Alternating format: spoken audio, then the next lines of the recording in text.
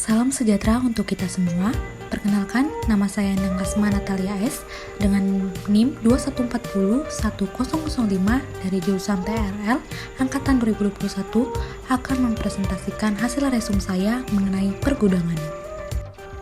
Definisi pergudangan: kegiatan yang berkaitan dengan penerimaan, penyimpanan, dan pengiriman bahan ke dan dari proses produksi atau lokasi distribusi.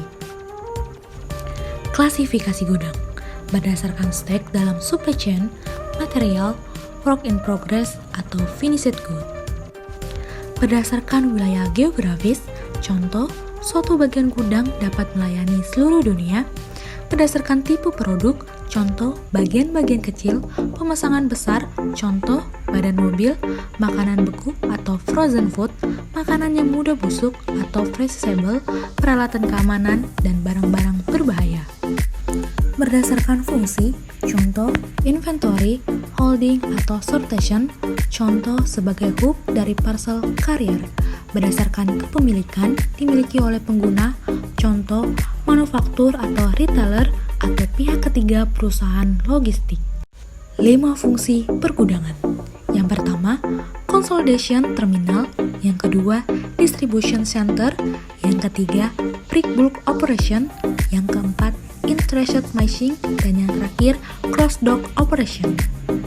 Klasifikasi sistem penyimpanan. 1. Stacking. Block stacking, stacking frame, atau stackable pallet. Kedua, pallet load. Selective, double diff, very narrow axle, pallet life stroke, drive-in, pushback racking.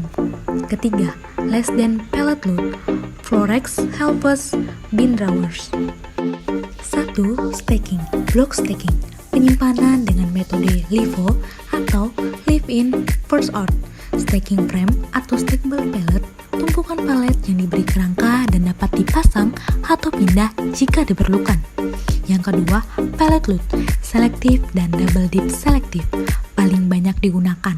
Keunggulannya, aksesibilitas tinggi sehingga metode FIFO atau first in, first out mudah dilakukan. Kekurangannya, memerlukan ruangan yang luas. Double dip standar ISLE, sistem rak yang menyediakan penyimpanan dengan formasi 2 pallet load per lokasi. 2.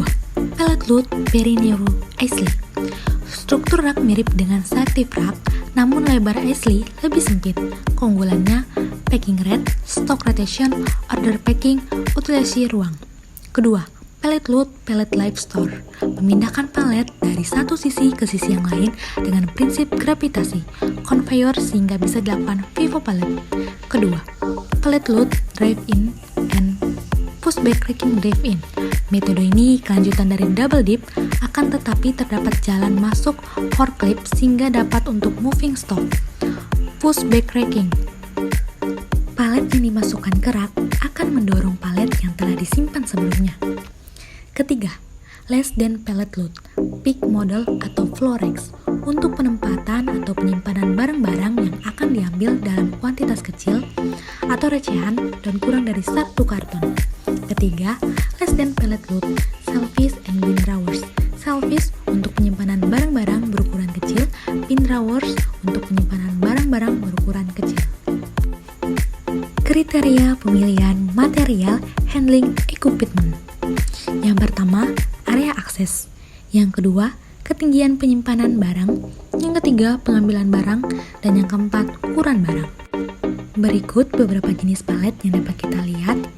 Yang sudah saya tampilkan 4 jenis palet.